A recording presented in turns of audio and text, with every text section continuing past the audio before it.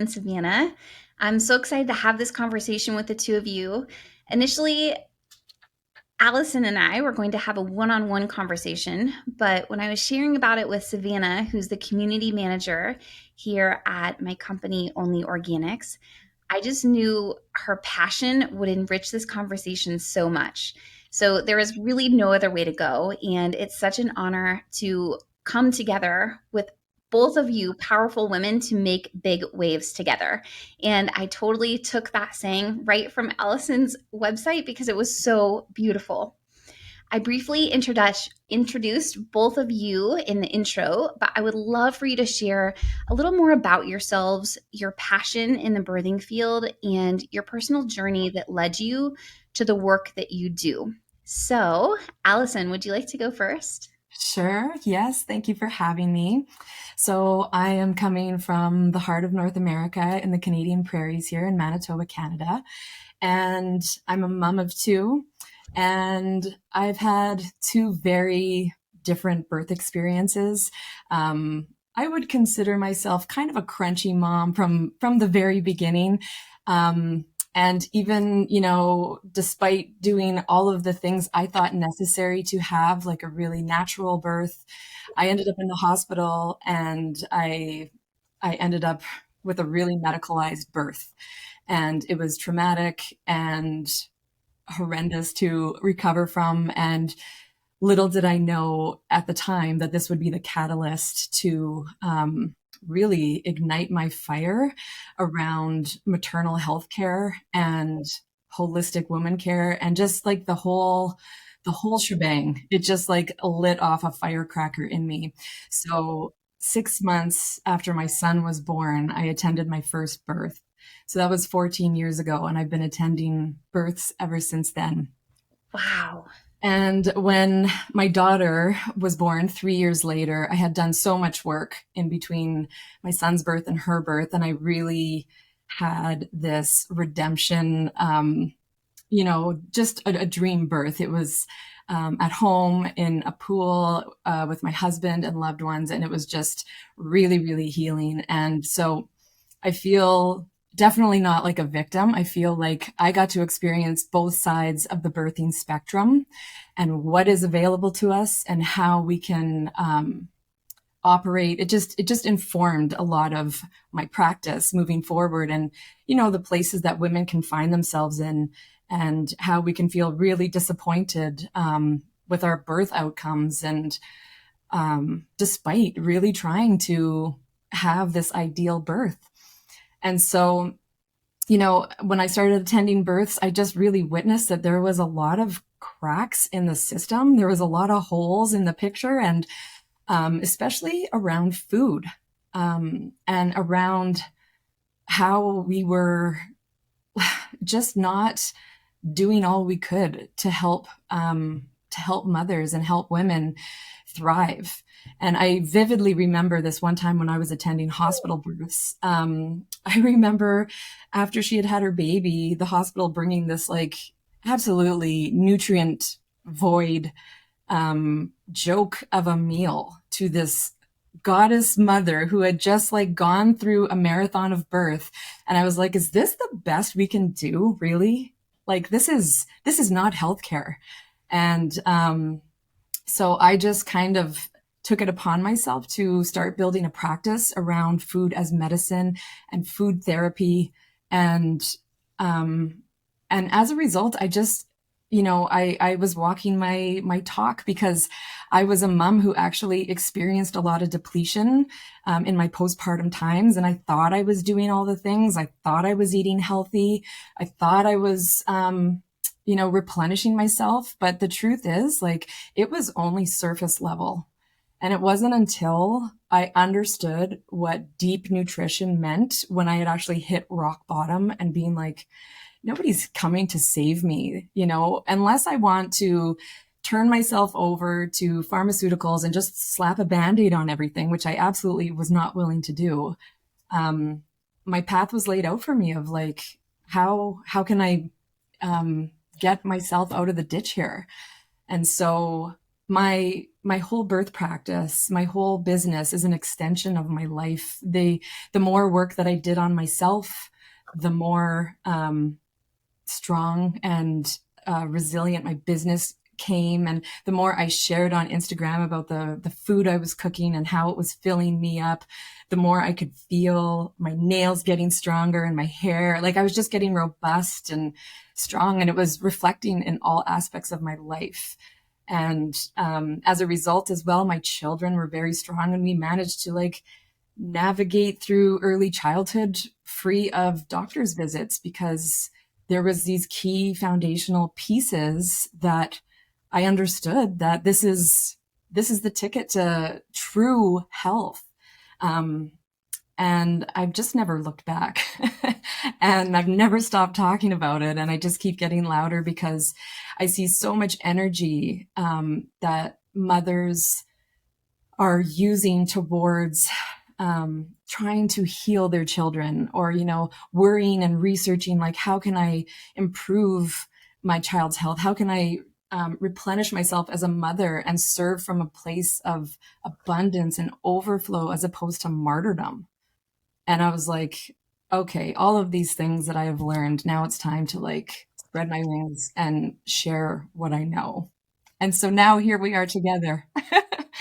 Absolutely beautiful. And the entire time you were sharing that, all I can think of is, every time a woman gives birth, she births a new version of herself. And your story really hits close to home. I think this is something so beautiful that many women in our position experience. We've experienced something traumatic early in motherhood, and we learned our way through it. And it's too powerful to hold within ourselves. And it's so clear, like, this is your life purpose and your calling. And it's such an honor to be here with you. Likewise. Thank you. Savannah. Yes. Oh, that was so beautiful, Allison. I almost cried because it gave me so much hope for the future, just for myself and for other people. I'm Savannah. I am a mom to 3 children. I have a 5-year-old, a 3.5-year-old, and a 19, almost 20-month-old. My journey into birth work and lactation support and gut health really started in the same way. It started with a traumatic experience, like you just said, Juniper, which is so unfortunate that so many people are in that same position. But I had my first baby at 20. I got gotten pregnant with her at 19. And up until that point in my life, I had been just a very typical person, mainstream medical practices. I grew up in all of, routine pediatrician appointments, and all of like my path was one way. And at the hospital, I didn't even question where I would have my baby. But at the hospital with my daughter, I experienced multiple instances of what I consider to be obstetric sexual assault. And I was, of course, traumatized myself, but became a birth doula because I had thought if I could be there with other people, then maybe this wouldn't happen. But the reality was that it continued to happen. Even if I was in the room, it happened just because of the nature of the institution. And I actually published a paper on this topic called My Birth to Obstetrics and the modern obstetrics and sexual assault. And so this was something that I was seeing more and more frequently with people that I was working with, was that they were being regularly assaulted during their births. And this was just incredibly gut-wrenching to experience. And I really believed in a very different way of birth. And then I had my second and third baby, and their experiences were very different from the first and very different from one another. I wouldn't say necessarily that just because I had out of hospital births either, that they were perfect and blissful and that there was no harm, or that there was no negative things that happened during these experiences, but they were very, very different. And they were different because they allowed me to connect with my body. And that was the first time in my entire life that I was actually encouraged to connect with my body during pregnancy and labor and birth and postpartum. I had felt regularly disconnected from my body my entire life until these experiences. And in between my second and third child, I became a lactation counselor and saw so many things that I experienced myself with my children. Specifically, my oldest daughter really struggled with horrible baby rashes. She was covered head to toe in baby acne, I guess is what they told me that it was at the doctor. She also had really, really frothy diapers, like really green baby poop. It was wild. Like I just had no idea what I was seeing. I would get, this is normal from people. And then I would get, okay, now you have to eliminate 10 different things from your diet, but that's all. And that's all you have to do. And there's nothing else we can do, but here's a cream if you want to put it on her rash, I guess. And so I started putting the pieces together, and I became very involved in Only Organics in 2022, I think, is right. So I've been here a little bit over a year now, and this job is more than a job. It's connected all of the pieces of things in my life together in a way that has provided me not only with a deep understanding of my body, but a huge passion for supporting people who went through the same things I did, especially birth, breastfeeding, and struggling with just early motherhood, especially young mothers. I'm also deeply, deeply passionate about supporting people through loss experiences and end of life experiences and nourishing bodies in these times. And so that's where I'm at in my journey. And I'm so excited to get to talk with you both today. Wow, I am emotional having this conversation with both of you because, I mean, Savannah, we've worked together for a long time now, and I didn't know this about you. So this is new and heart-wrenching and just so very disturbing, because I know that the majority of listeners have also experienced shit care. And that is what this conversation is about. That is why we are coming together, because we are in the work of creating a new way for women and creating a new expectation of what real care and real healing is. And this is big. Like, we are part of a really big movement, and joining our passions and coming together like this, we get to reach and make such a beautiful impact for so many women. And so Alison and we started connecting. I think we found each other on Instagram because she had done a post about gut health, and probably somebody that I follow shared it in their stories. And I was like, who is this woman?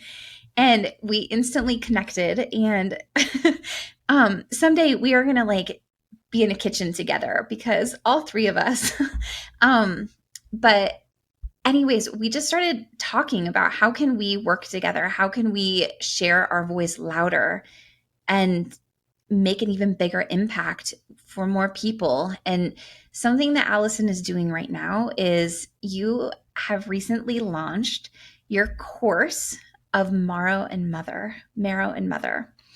And I want to hear about it. I want to hear because this is like an all encompassing, from my understanding, an all encompassing package to hold a woman really at any stage of her life and nurture her from the very core of her being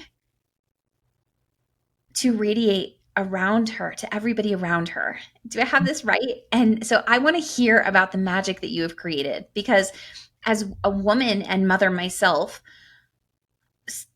a course is like so inviting. I don't have the freedom to go to a conference or go to a retreat or, I'm sure I could like twist some ties and bend backwards to pull this off, but a course, I can do that right from my own home. So I want to hear about this. Oh my gosh, where to begin, honestly. It's really truly in a nutshell, it is the art of nourishment, of deep nourishment. And it is the intention of it truly is because when we are deeply nourished, we operate from a completely different place within ourselves.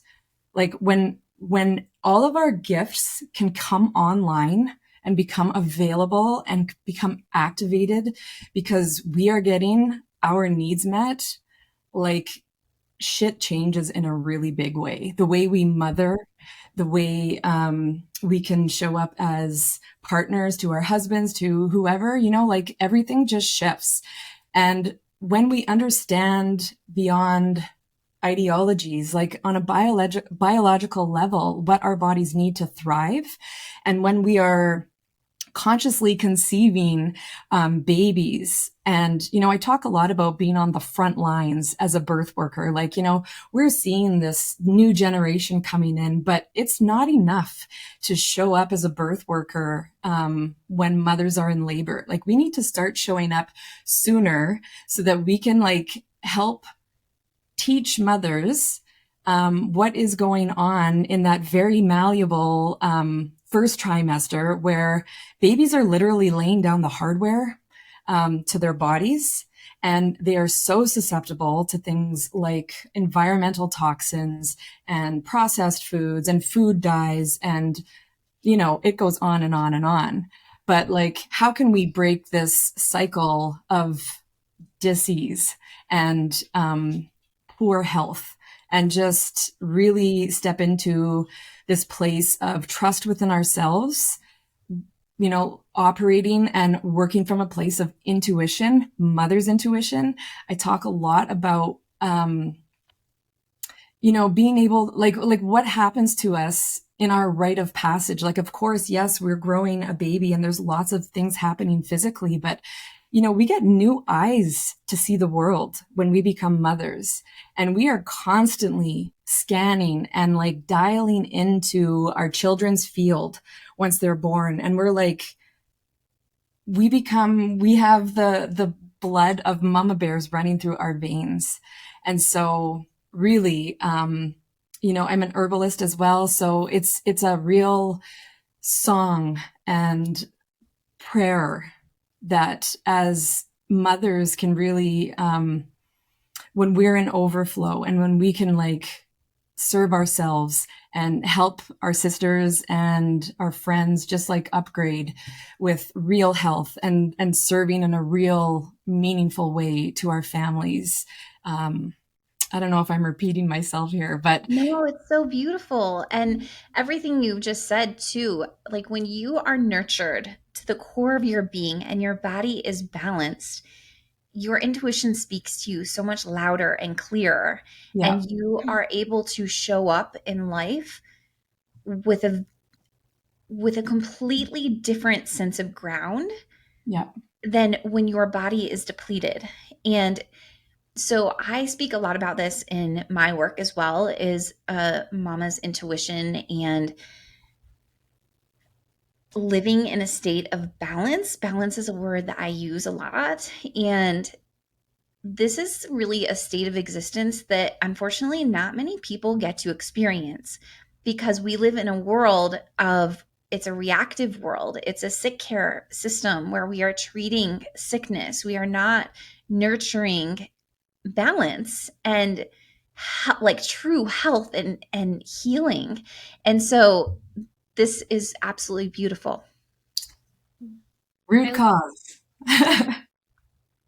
No, I love what you said about things starting before, like suddenly you'll find yourself pregnant and you think, okay, now it's time to start, you'll go get a book or you'll go to a class or you'll make an appointment, you'll do all of that. But the truth is, unfortunately, like this perpetual disembodiment, specifically of birthing bodies, I think bleeding bodies, female bodies, young girls too, like it starts from the very beginning. We are so culturally sanitized. Nobody wants to talk about these things that come with our bodies, and we're told to keep them very quiet. We're told to, keep it in the bathroom. Nobody wants a girl to talk about poop. Nobody wants to talk about your period, and so young girls feel so much shame. And then they, when they're period begins, like that is a whole new era, and then you find yourself in motherhood and you've been disembodied your entire life, and it's too late. It's not too late to have a beautiful experience, but what could have happened could be so much more. So I just thought that was so beautiful, Alison. Well, and I thank you. And I feel like a big piece of this is like, even for our daughters who are entering, that first rite of passage, like instead of handing them the Midol, like you can just numb this out. Cause this is where this like indoctrination begins of like, you don't have to feel that pain. You can just numb it out. Yes. Like, let's change the conversation to, hey, sweetheart, my girl, now this is a time where you get to like really nourish yourself with nettle infusions and herbal remedies and like things that are going to build and nurture and support your body. Because the truth is, we aren't designed to actually be in pain. Like the menstrual cycle is actually supposed to be pretty damn symptom free, with the odd, minor cramps and a little bit of discomfort, but it's not supposed to be this horrendous experience. And that's the truth. And when we can nurture our girls, our daughters in that first rite of passage, her entry from maiden to mother is going to, the residue of that is going to be carried through into that rite of passage, because these rites of passage feed each other. The way you show up in your pregnancy and you're feasting that rite of passage is going to inform how you enter menopause. Mm-hmm.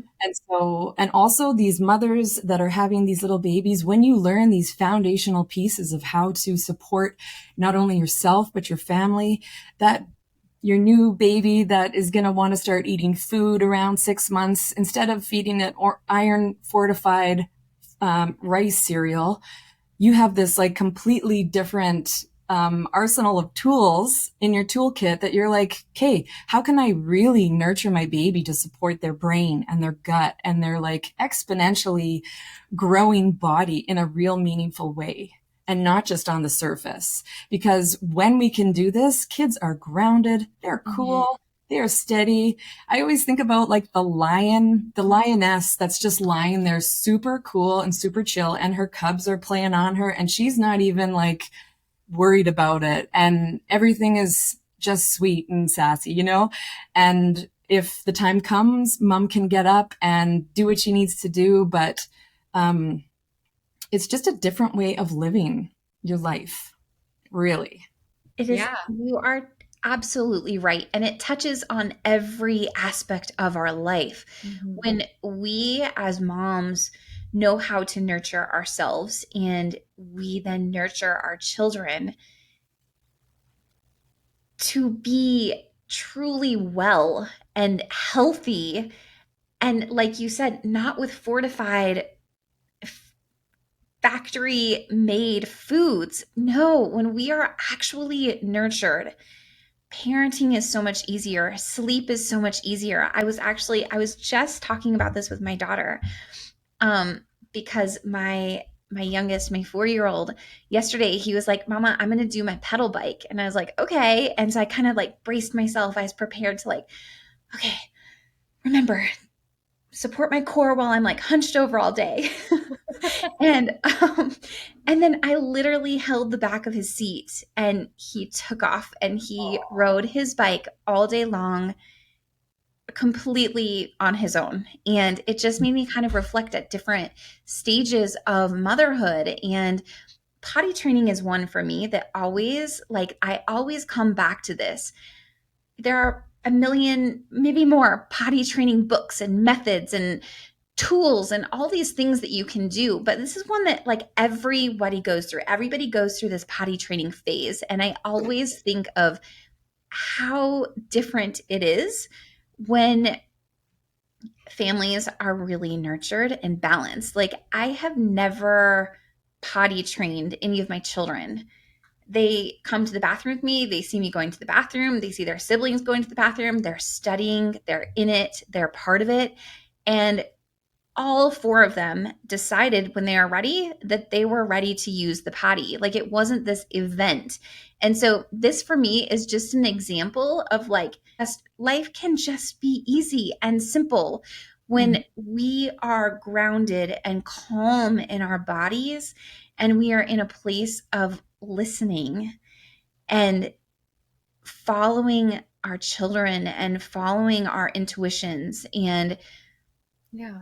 not coming, I don't know, it's a completely different way of living, and it really touches on everything from potty training to helping our daughters transform into young women. And Even to death, I think. It goes to the end of our life. And absolutely. I think it's unfortunately, like, you know this, Juniper and Alison, like, it's the systems are so deeply broken that they do not value this. It's not valued in our modern cultures, in our society, to really nurture our bodies and to really tune in and listen, because what we really want from people, especially what we want from bodies like ours, is to stop all of that because it's an inconvenience. Do not bleed, do not give birth, do not make milk, do not get old and go through menopause and embrace the changes that happen with that. But produce, produce, produce, create, create, create. You need to be a product and like make as much money as possible, you know, do things as fast as possible until you just burn out and bite the dust. And that's what we want from people, because that's what keeps, you know, greedy corporations, and that's what keeps our systems afloat. And so it's so ingrained in all of that. And you're exactly right that it touches on everything. Slowing down and listening to our bodies and nourishing our bodies is not just about how we feel when we wake up in the morning. It's about every decision we make. Like, it's about really being in tune with our plan for ourselves and what the universe has in store for us and what we can, you know, fully show up in each and every moment. It is everything, really and truly. So, Alison, your course is structured. It's kind of like a living course from my understanding. So, you, like, together with the women enrolled, you kind of have like weekly, I'm not sure if you're calling them modules or chapters or sections that come out weekly. And so, could you just kind of like, so this begins June 5th, is that correct? Yep, June 5th. Okay. And so the course begins June 5th and it's on pre-sale right now. And so do people have to enroll by June 5th? June 5th is, yeah. Okay. The cart So will there's close. like a cutoff. Okay, perfect. And then can you just kind of like walk us through, and I'm really kind of blinding you with this, but just like the basic chapters that you have or like the basic weeks. And then I believe on week 5, it's focused on gut health. So maybe when we get there, we can take a pause for a second. Totally. Yes. So the first 4 weeks really focus on the foundational pieces of traditional foods and also filling our own cup first as birth keepers, as mothers, as women whom I'm done with the martyrdom culture. I want us all to be living in the matriarch and claiming that for ourselves. Like we're serving from, a full well, drawing from a full well. Can I pause you for 1 second? Yeah. One thing that I wanted to make really clear for our listeners is this course is really designed for two people, right? Like birth workers Yeah. to support mothers and mothers themselves. Yes. Like initially, it was just for birth workers. And as I ran it the first time, there was so many mothers that were reaching out, like, can I take this? Because it seems like there's a lot of things that I would benefit from taking this. And so I'm actually going to be recording the modules like, a day or two before they actually go live. So there are some specific, not modules, but like parts within the modules that are birth worker, through the lens of a birth worker. But really, truly, like all of the stuff is, like if you're pregnant or you're looking to conceive, like it's absolutely, for you. Yeah.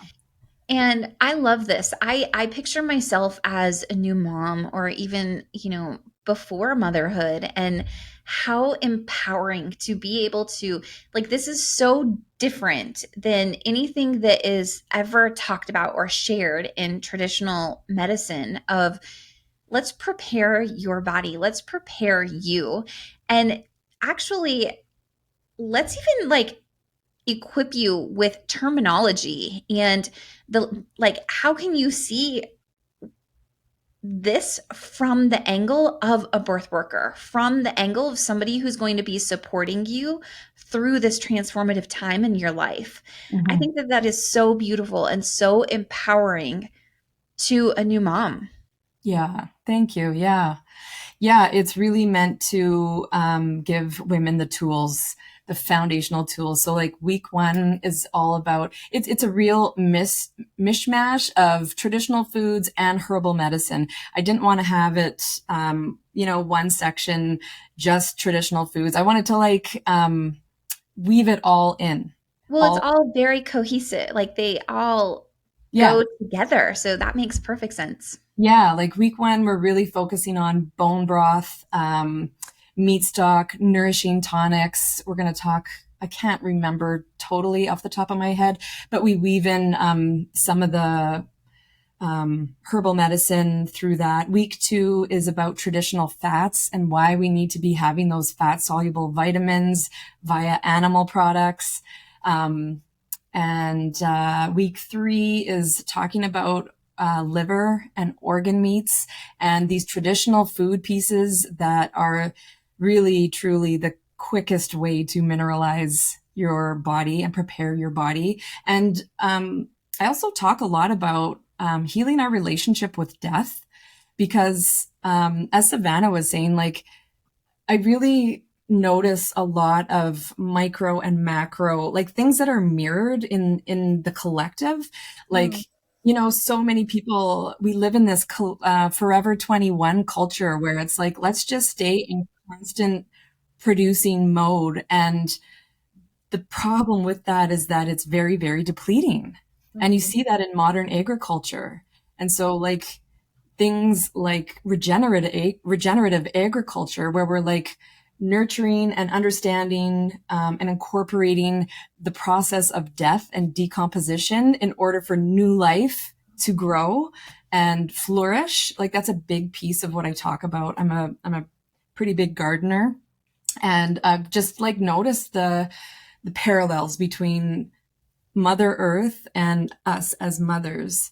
And to further that, like week 4, is gut health. And, I've been marching against Monsanto since like 2010. I cannot even believe that like we are still spraying our crops with glyphosate everywhere, and it's an antibiotic, and it's just destroying the gut health of our planet, the microbiome. And that is being reflected in us as mamas and as humans and as children. And so a big piece of that is like, how can we have boundaries with these things? How can we, I'm all about personal authority, and like, let's bring it back to our home gardens, our communities, resourcing things from places. Cause I'm really done with the doom and gloom. I really truly believe that what we focus on expands. And I want to focus on building this new way forward for us. And like the preventative piece of like how as women, we can restore that inner ecology and leave our children with this like immaculate, amazing bacterial inheritance when they're cultured at birth. Like, this is important stuff, you know? Oh my gosh. Well, first of all, this is amazing that you just like touched on Monsanto and all of this, because I just recorded a podcast last night that will air. Well, okay, so this is going live on Thursday. So it just went up on Tuesday, and um it's all about it. It's like, I feel that we are very sheltered as a culture to not many people really know what the term GMO really even means. Mm-hmm. And I mean, this podcast episode is all about like the number one thing you can do to change your family's health, because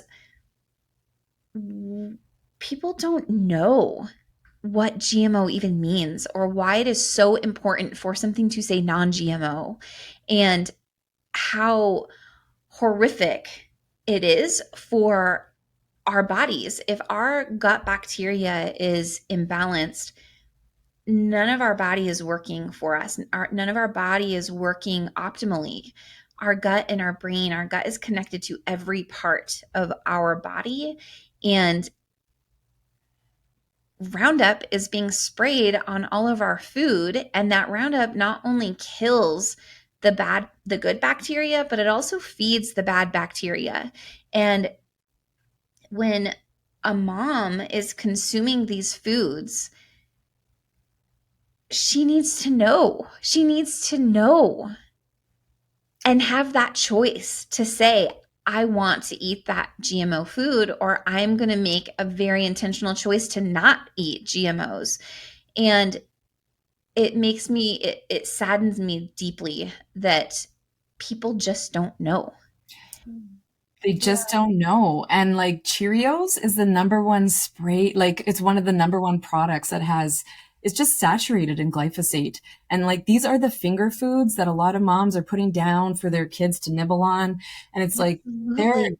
has to be other options here that are like, you know, Absolutely. And there's an entire part of gut health that I would love to touch on for just a moment. And Allison and I are actually collaborating to incorporate a piece on this in her course, speaking about when a mom conceives, her gut health matters.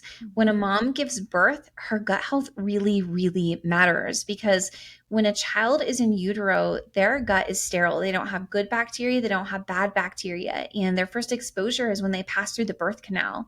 And so this happened to me personally. I had a gut imbalance when I gave birth to my second child without knowing it, I'd never even had a conversation or a thought about my gut health. And take a prenatal vitamin, take like some kind of omega, and you're good.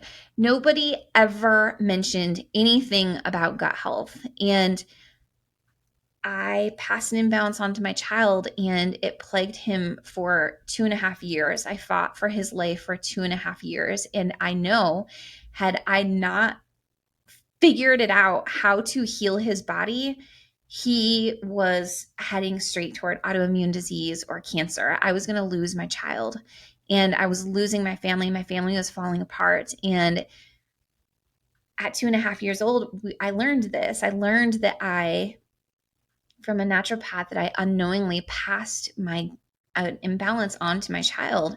And I was pregnant at the time with my third. And our naturopath recommended that I also rebalance my gut along with our sons so that I didn't, again, unknowingly pass an imbalance on to our third baby. And to this day, he is the most rock solid child I have ever met. He does, like, our whole family can get sick and he does not get sick. And like, his mood is steady, his sleep is steady. He is like, he learns and retains information so readily. And it is absolutely amazing. And this isn't to say that my other children are less than in any way, but you can really tell a difference in the way that I nurtured my gut during pregnancy with my third child versus my other three children. Mm-hmm. And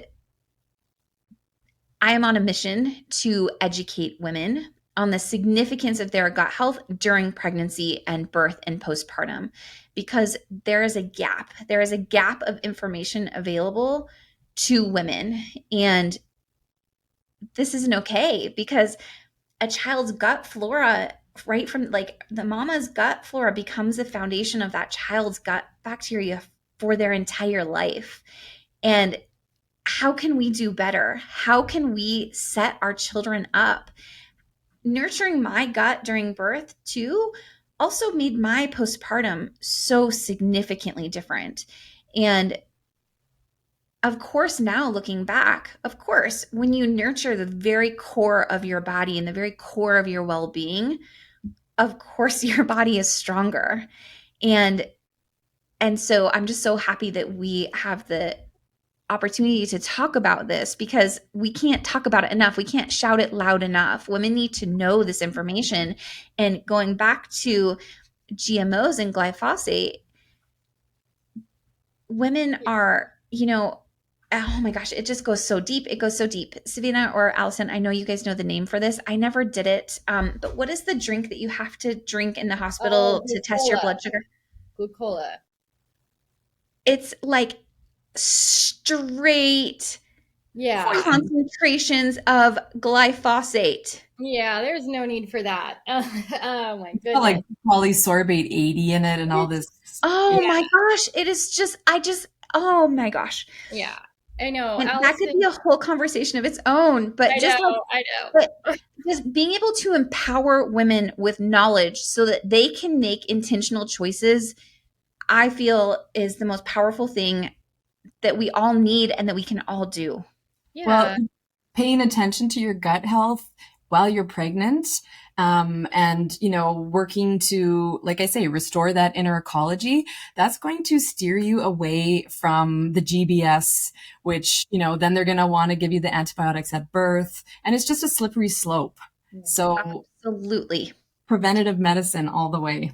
Well, what you were saying, Allison, I was like, it connected all of these dots in my brain, and like with the regenerative agriculture and how your course is breaking down ideas about death is so beautiful to me, because I am also an end of life doula.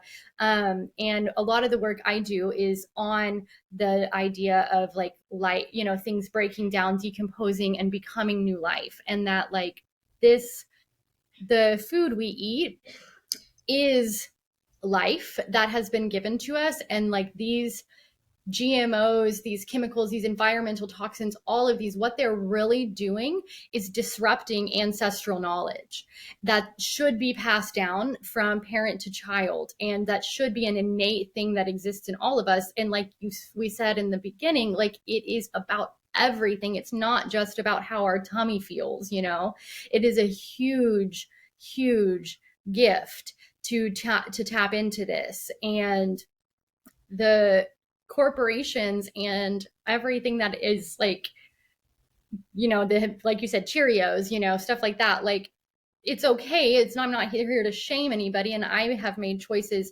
about food that, I wouldn't say are always the most enlightened, and it's okay. Like there's resiliency and there's grace with all of it, but empowering people to know that there is so much more available to them, and that they are worthy of so much more, and that their journey does not have to be broken, that their bodies are not broken, like your course. What I love about it is that it trusts the body, it trusts the pregnant body. And that is something that again, this isn't to shame doctors or to shame people who choose doctors, but that's something that I don't think that modern obstetrics really believes, that the body is capable of just existing and healing and creating life without intervention. And I love that foundation of what you're teaching. Well, thank you. And this is the other piece, is that as birth becomes more medicalized and as we see more AI and more genetically modified food and more synthetic meat and all of this stuff that's coming down the pipeline, the real truth is it is getting harder for women to birth their babies. And it's like when you align with a certain lifestyle, Wapio, who's an elder midwife, says we give birth the way we live, or something along those lines. Mm-hmm. But, if you are living, eating synthetic food and aligned with the paradigm that, someone has to take care of you in your birth and, outsourcing all of that stuff, then it's probably going to happen. Mm-hmm. And I'm saying, hey, listen, like there's a divine design, there's a template that we were gifted, and all we have to do is give it the right information via food and herbal medicine, herbs as food, nutritive herbs, and like it just unfolds the way it's supposed to. And the human skeleton is actually shrinking. And this is the piece of like creating a legacy of generational health, because our bodies, we're sitting here, we've all already had our babies, but when women get pregnant and those babies are gestating, the information that we are feeding them when they are building their template, the babies are building their bodies. This work is not just for us. It is like an epigenetic thing. We're doing this for our daughters, for our sons, and their children. Like we need to steer this boat in a completely different direction before birth gets completely hijacked and we're actually not even able to birth our children without medical help or surgical help. Yeah. Like this is why this is a movement. It's not just like a fun thing that you can do in your home and cook. And it's like, this is the fight that we're all here. This is what I'm on earth to do right now. And I feel like moms are the ones that are going to like spearhead, and there's sort of a war happening. And like the tools that we can use are not, or the weapons that we can use are our kitchen knives and our arsenal and our arsenal of like herbal medicines and foods and knowledge and community. And that's what it means, I feel, to be on the front lines of this movement of like, let's take it back. Let's take our kitchens back. Let's take our food back. Let's take birth back. Let's take it all back, because it's one of those things where you don't even realize how far away from balance we've gotten until you actually stop and look. And it's like, how the hell did we get here? And it usually is a traumatic instance that wakes us up to it, that opens our eyes to see what's really happened. Yeah. And oh my gosh. Okay. I just had a thought and now it's blanked me, but oh yes, this is it. Okay. So I want to know, because I know that there are many listeners who have children already, who have older children, who are deep into motherhood, and they're sitting there thinking, well, shit, like I'm too late to the game. Can you speak to these women?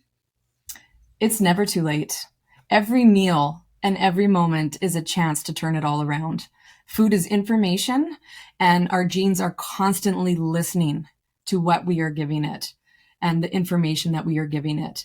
So it is not too late. My children right now, my son just turned 15 and my daughter's almost 12, and they're going through their own rites of passage right now. And I am feasting them in a way that is undoing my 80s upbringing of like Fruit Loops and Saturday morning cartoons, those were great times, you know. But you know what I'm saying? Absolutely. It was just like, okay, we need to like help repair some of the damage that has unknowingly been done. And it's not about being perfect. It's not about like never having pizza or things that you find enjoyment from, but it's just upgrading. You can have pizza that isn't going to hurt your gut. You can have these like foundational pieces that 90% of the time, this is the way you're eating. And then, you know, sometimes it's less stress to go out and enjoy a meal that isn't as healthy, but you know what? You had a chance to relax and spend some time with your family, and that's health too. Yeah. You know? That balance is Definitely. absolutely health too. Yeah. And so for these women, I'm visualizing myself sitting with them with so many women just kind of like scratching their heads of like, how do I even begin? How do I like make shifts in my family? Like we are so deep into the standard American diet. How can I ever get my children or my partner on board with me? Um, Maybe both of you can kind of speak to this. I would like to say for me, my children from the very beginning, they have been very, very included. Like I don't sugarcoat anything. I teach my children what food is, where it comes from, what it's doing inside of our bodies, and just really educating and empowering my children so that they are part of the decision. They are part of the process. That for me is like the most powerful thing, because then it's not even a debate. It's not like it's not a fight in my family for my children to want to nurture their bodies. Like they're part of it.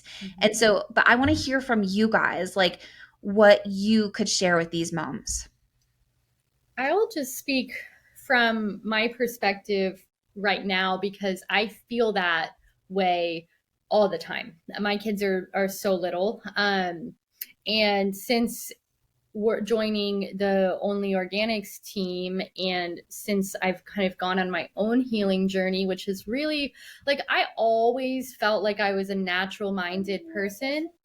Um, sorry, I always felt like I was a natural minded person, but thought like I thought Cheerios were healthy because they weren't Lucky Charms, you know, things like that. So like I thought my prenatal vitamin was making me healthy because it was a vitamin. And I just didn't know what I didn't know. And so now my daughter is almost 6 and we don't eat things anymore that we used to eat. And there are conversations about this, like why did we used to buy I wish I could remember what it was the other day because it's a really good example. um, but something like, let's just say like goldfish. We used to buy goldfish. Why do we not buy goldfish anymore? And they say like, well, because goldfish contains XYZ things in it. These things are not nourishing to our body. You know, sometimes we might eat goldfish if we have nothing else to eat and we have to have a snack, right? You know, like there are, like you said, there are extenuating circumstances. And I personally struggle really, really hard with perfectionism. I have a background in with an eating disorder. I have a background with OCD, and this is a thing for me. If I feel like if I'm not eating perfectly 100% healthy, I might do something like just wreck it all with like a crazy binge or something. Like that's happened in my past, and so it's because of perfectionist mindsets. But what I've really have loved is like this healing journey has given me such an opportunity to live without shame and to teach my children things about food that I was never taught. You know, that food isn't inherently good or evil. Food gives us nourishment, or food doesn't give us nourishment, you know. And there might be instances why you would eat something that was less nourishing, but you know, most of the time this is how we want to live. And so now my daughter will come to me and ask me, hey, is this organic, or does this have added sugar in it? Or she said something like, well, so I wanted this, but I think it has dye in it, so I'm not gonna eat. And she's making her own choices about them. And it's so different than how I was raised about food, which is like, if you eat this is a bad food, or, it's all very weight centered, things like that. And there's none of that in my house. And it's so different. And then when we do fall off of like our goals, because I do really want to create this nourishing and healthy, fresh, organic lifestyle here in my house, if we do have an off week, or we do have an off day, or our grocery budget is too thin and we have to make sacrifices because we're humans, from what I've learned from Juniper and all of this, is the power of resiliency and the power of turning inward, and that it's a journey, and it's all about like just taking every new experience, and like that you can start tomorrow with breakfast, and it's okay, and it's gonna be okay. And so I feel that so strongly, and definitely want our customers specifically to know that when they come to reach out to us, and when they're talking to me, that there is no shame in our conversations, and there is no judgment, and that everybody comes to this journey with so much of their own personal stuff and baggage, and that like this is a new day. And sorry, my baby just bit my nipple, so I cringed. Ow. Yeah, that's it. Well, Savannah, you touched on so many amazing points that I really wanted to touch on, because the question does come up a lot. Like, how do you reinforce or teach and support your children to live a very nurturing lifestyle, while being really mindful to eating disorders? And this comes up a lot. And for me, like, I mean, you touched on it so beautifully, that it is not about right or wrong or good or bad. It's about nourishment. It's about, I mean, in our family, we call them growing foods. And, the majority of our life is filled with growing foods. And occasionally there's like some not growing foods, and it's beautiful and it's wonderful to indulge. And the other part that you touched on was, I'm going to have to come back to it because it's so beautiful. I'm going to remember as while Alison shares her words. Yeah, I always like I did not start off knowing everything that I know. It was like learn one thing and incorporate it and kind of just keep moving and going and learn as you go. And one thing I've always done is I've involved my kids in the kitchen from the moment I started learning, they were learning too. And I would ask them, or I would like point out to them or get them to acknowledge how they were feeling after they had certain food. So if they went to a birthday party, and like part of feeling accepted as when you're little is like you want to have a slice of birthday cake. So I would let them have the birthday cake with all the things in it that where I was like cringing, like trying to keep that stuff out of their body. But as they got older, they would be like, I don't feel good after eating that.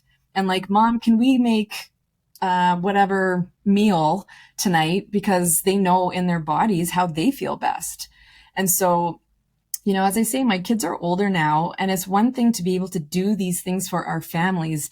And now I'm at the stage where I'm trying to get my kids to take the reins, and I want them to be able to do this for themselves.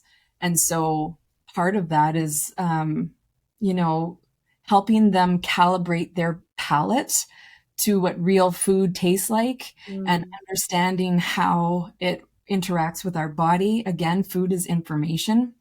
And yeah, there's no shame. Like, we're all just learning. Whereas some of us, we all come to it in our own time, and we wake up to it as we need to, and as we're meant to. And that's why it's just like, if you're ready, like, let's do this. Let's go. And that's even like the course is meant to be in easy, digestible, segments, so that it's not like a 2-hour lecture. There's like, videos of me showing the hows and the whys to make bone broth. So you can like watch that video over and over again if you need, a little extra help or And whatever. also, like, inviting your children, no matter how young they are, to be part of that process. Yes. And this is like the piece about death too. It's like, when your kids see that there's bones, like this is where life is coming from. We're putting bones in a pot and we're like using all of the things and we're honoring life and we're honoring death and we're not wasteful. And this stuff is, even in the course, I have like shopping lists and ways that you can kind of upgrade your kitchen slowly and surely. It's not about throwing out everything in your cupboards. It's like when you go shopping next, just choose this instead of this if that's available, and how to do it on a budget and how to shop the perimeter of society and even actually like avoiding the grocery store, like reach out to local farmers, cut out the middleman, stock your cupboards with things that are local. And there's so much to it. Well, that was a point that I just wanted to touch on actually was I think that there is a very large misconception that eating a nourishing diet and living a nourishing lifestyle is very expensive and it's a luxury that only wealthy people get to do. And so I would love to like hear your guys' thoughts on that. Well, I mean, I will be completely transparent here. My husband and I both work. We have 3 kids and we live in a big city, which I think it might be different. Like we live in Houston, and so inflation is really expensive. We don't have access. We do have some local farmers markets. We drive like an hour and a half to get some stuff sometimes. It's not amazing. There's so many restaurants and there's so many grocery stores. We have amazing grocery stores and food.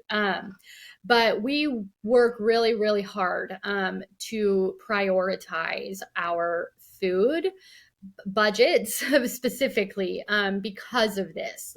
And it is something we have to be like, we just have to be really mindful of it.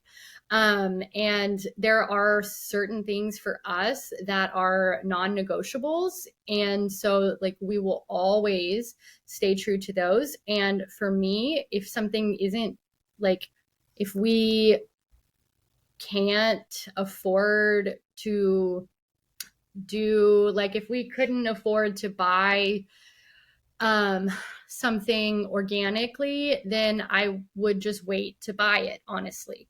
But I will say, like, we do a lot of really strategic shopping and we do a lot of bulk cooking too, like making really, really big things like big stocks. And we use a lot of stock for things throughout the week. And so like make all the veggie scraps in a stock pot, at the end of the week, that kind of thing. And like I love gardening too. And so a big part of my healing journey has been connecting with the plants and the herbs and the fruit of the earth. And like seeds are $5. I excuse me. And that can create food. Like you can grow your own food. And that is a huge like way to connect with the earth. So I wish I could say like, yes, I think it is a misconception because we are doing it. And we are not rich people by any means. We are very average middle class people. And we still prioritize this, but we just have to like, it just is it's like a religious practice almost, like you just have certain things that you cannot deviate from. These are your boundaries about food. And so when you have that kind of mindset of like, this is just how I am, then money, it all kind of falls into place because you don't even think about anything being different. It's just the way it has to be. Well, and very much in alignment with what Allison said earlier is it's really so true that like your life and your body and your mind, like your life follows where your mind is. And so if you are being a victim to this misconception that it's not available to you because of financial reasons, there's the ability to see it through a different lens and Yeah. it makes it available to you. And I hope that that doesn't feel harsh or cold, but it is available. It's available to everyone. And so I want to hear your words for a second, Allison. Well, yeah, a lot of what I teach is like demystifying what all of this is, because truthfully, like a grass-fed pasture liver is one of the cheapest cuts of meat.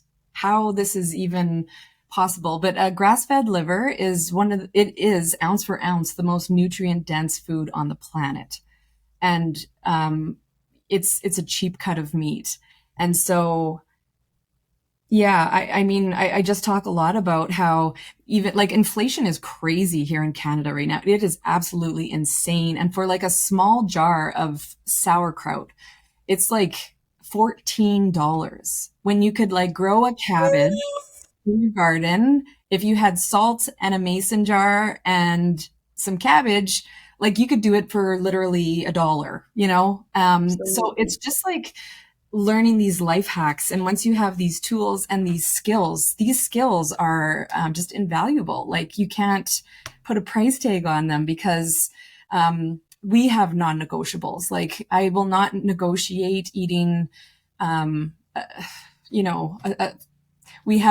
come to a part of my life right now where it's like, this is the way that we're going to eat the majority of the time. Because when you eat this way, or I've noticed in my own life, when you eat a certain way, you think a certain way, the caliber of your life changes, the vibration and the frequency that you operate on changes and upgrades. And I'm not willing to compromise that. It's one thing to have a night out, at a restaurant or something. It's a whole other thing to like, um, default back into the way that I was before I learned all these things. So, I talk a lot about cooking in bulk. As Savannah was saying, like we cook large batches of things and we invest it in a deep freeze. So the days that I don't feel like cooking, we can pull something out of the freezer and we don't have to compromise fat or eating fast food or whatever. And like I say, it's a Amazing. lifestyle. It's like a muscle I that you have think to I work lost. to figure it out for yourself. But once you kind of get dialed into the lifestyle, it becomes easy and it becomes natural, and um, you'll never look back because the way you feel is just it's so much better, you know. And every extra amount of money that you spend investing in nurturing your body Yes. pays you back a million Oh, times. yes. Oh, yes. Yes. Absolutely. Yeah. It's, yeah, it's healthcare. This is a little off topic, but um, when I turned 26, I told my husband, I don't want to be on your health insurance. I don't want health insurance. I want to spend the money on going to the naturopath. I want to spend the money on our supplements from work. I want to spend some time really delving into preventative medicine and health care, actual health care, and like food is medicine. And so every extra bit that we invest in our bodies is investing in our futures and our children's futures. Like there's nothing I can think of that I would want to spend my money on more than, the food that nourishes my body and my kids' bodies because I see what it does. And I will say too, like, I don't think that our grocery bill is way crazy expensive, more expensive than it was when we, were eating conventionally grown foods necessarily. I don't think we are spending all, I mean, we have more children,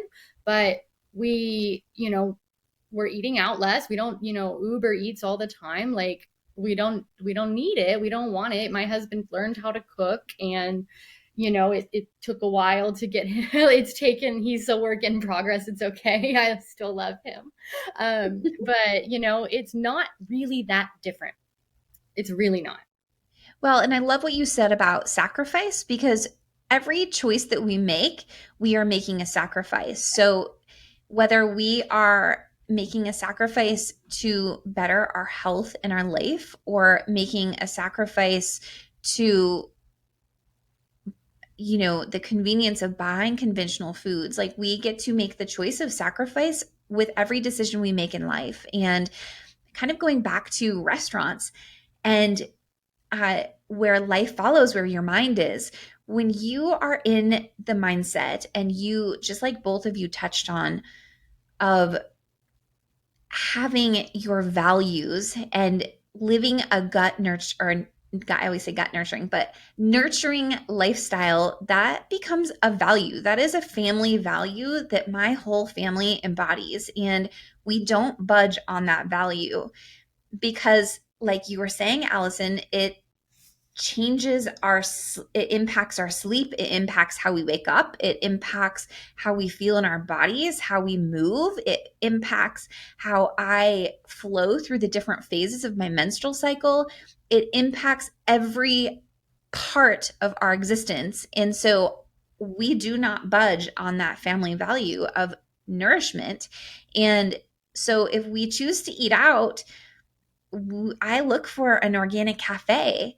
And we have spent the majority of the last almost 8.5 years living and traveling in our Airstream. And what a gift it is to indulge when we go into a new town and there's an organic cafe. Like, it is such a special gift that we cherish so greatly, because it isn't something we do all the time, because we're not grabbing food out every single day. And no matter if you are in a northern part of the world where the seasons are shorter, or if you are in Texas where it's hot, or if you are living in a small space, nomadically, it is available when you are looking for it. And when you are committed to a lifestyle of nourishment, you will find it, because there's no other option. And, I was actually just laughing last night with my husband, because we everybody around us here in our hometown of Bozeman, Montana, they've found all these problems for us. Like, I'm so worried about you guys going to Europe. How are you going to find foods that you can eat? And, like, I haven't even paused to think about that, because It's gonna be better. it's going to be better. And that's, like, just not even a problem, because we just will. And so it's really just about educating yourself to a point of it becoming a non-negotiable value. And when you are that committed, and your mindset is dead set on nourishing your body for the betterment of every aspect of your life, you find it. I live in one of the shortest growing seasons on planet Earth. I'm in zone 3B, and like, we're just getting seeds in the ground now, and it's mid-May, mid to late May. And so I saved money to buy a greenhouse, because it extends our growing season on both ends, in both the spring and the fall. And in doing that, and in that investment, I'm able to grow more of our own food for ourselves. And I think everything you do in your life is reflected in some other way, because the more I feel that we start to take control of our own food. We have chickens now, and just like trying to, not outsource as much as possible. Those sorts of things get reflected in birth And it's like, I Mhm. trust myself that I can grow food to feed my family. I trust that my body knows what to do. Mhm. Um, and so it's just like mirrored, and it just gets woven through your whole life. Um, Trusting yourself and being a part of the cycle and participating in life. Oh, I it's so love this. beautiful. I I know. know. It's so beautiful. Yes, I love it. Oh my goodness. This whole conversation has just been so rich. I could chat with both of you for many, many more hours. I feel right at home, like I'm in my own kitchen right now with you guys. And I can almost feel like I can like smell your garden, Allison, and like your herbs. And I love this. And I know that it has been a very empowering conversation for our listeners. And I want to know how they can find you. How can they find your course? How can they find you on Instagram? Um, how can they connect with you? And then after that, don't let me forget, I want to touch on the community, the Gutsy Woman community. Okay. Yeah, my website is Alison Ritchie, ALISONRITCHIE.com. And right when you enter that website, you'll see that there's a place you can check out the course under courses. And that'll take you to that page where you can learn more about the course. And on Instagram, I am This Grand Voyage. Just you can search my name. That name was birthed from a dark night of the soul, and really at a time in my life where I was coming into myself and really finding the grit within me and what I was made of, and just like really starting to step into who I came here to be. And also just that this is such a amazing, incredible, grand voyage of life that we're on. And as a birth keeper, being privy to seeing and ushering and helping shepherd new life onto this planet in their own grand voyage through life, it kind of became my business. So, but yeah, that's where you can find me on Instagram. And like I say, everything, my shop, my online shop and everything is AlisonRitchie.com. Amazing. And I feel like you asked me to remind you to share like a pre-sale code or something with listeners. And if it's like a longer link, we can just attach that in the show notes if it's easier. It's actually all good to go. All the checkout and everything Perfect. is, yep, it's good to go. So Okay, so they don't even have to do anything. there's no code necessary. Yeah. Perfect. Yeah. And then can I invite you to join? We have a free community called the Gutsy Woman. And this is where a lot of women, I want to say, I haven't been looking at the numbers, but I feel like maybe do you know how many women are in the community, Savannah, right now? I think last time I checked, it's almost 400 right now. Almost. And so it's 400 women. We just opened this probably 6 weeks ago, and 400 women have already come together. It is a place of inspiring and empowering each other to live intuitively and nurture our bodies from the core of our well-being. And so I would love to invite you to join the community, and I will also go in there and when this podcast goes up, we'll share this episode in the community, and also I'll share like a link to your course and your Instagram so that anyone within the community, or if any listeners want to join the community, they can easily find you there as well. This has been such an honor, Yes. and You. I could really relish in this for so much longer. I Me know. too. Me too. So I just wanted to say too, if you do want to sign up for the course, make sure you mention Juniper so that there's reciprocity there. I love this whole community that we're just like building too of, helping one another. So yeah, just mention that you found the course through you. Oh, no, I still see recording on, yeah, and you're back on. So maybe yeah. that's what I see. Yeah. You cut out for a second, but you're good. Okay. Thank you. Thank you Thank so much. you. Thank you. Let's. Okay. Yeah. Thank Bye. you.